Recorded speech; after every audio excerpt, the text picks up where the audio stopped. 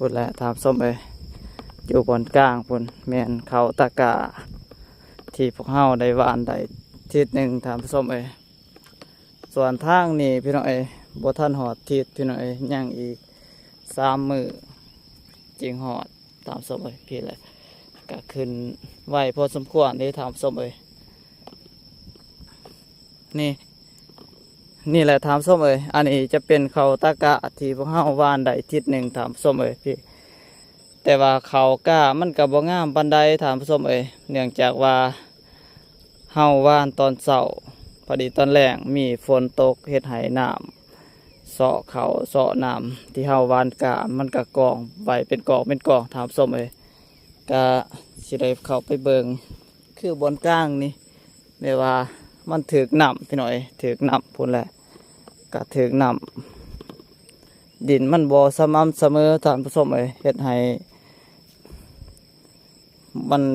เขากะมันบ่เกิดหั่นแหละพี่น้อยมันตายถามสมัยพุ่นเฮาปรับหน้าดินบ่ได้ถามสมัยพุ่น2 ตะกะพี่น้อยมันก็ขึ้นสูงพอสมควรถามสมัยนี่แหละเขากะใหม่เด้อพี่น้อยเขากะบานกะได้ทิศหนึ่งถามส้มกะมันบ่งามปานใดถามส้มกะเบิ่งตามสภาพดินแน่เลยพี่น้อยกะเนื่องจากว่ามีฝนตกคืนนั้นพี่น้อยเฮ็ดให้กะมันก็ออกมาบ่งามคือแนวนี้พี่น้อยมันเสาะมันทางพี่น้อยเพราะว่าดินมันแข็งก่อนพี่น้อยดินมันแข็งก่อนแต่เขามันก็บ่ติดมันบ่จับถามส้มเฮ็ดให้อันนั้นเขาก็เลยไปเป็นกองถามสมัยนี่ทางนี้ต้นนี้ก็แมนพี่หน่อยทิศหนึ่งถามสมัยส่วนทางหนาน2 ให้แมนบ่แมนพี่หน่อยบ่ทันหอดทิศหนึ่งถามสมัยก็ประมาณนี้ถามส้มพี่หน่อยก็มื้อนี้ก็ตอนบ้านเราไต่ก็สิได้มาอันนั้นป่านคันหน้าป่านคันเทนาคือเก่าพี่หน่อยช่วงนั้นก็มาทางนี้พี่น้องพูน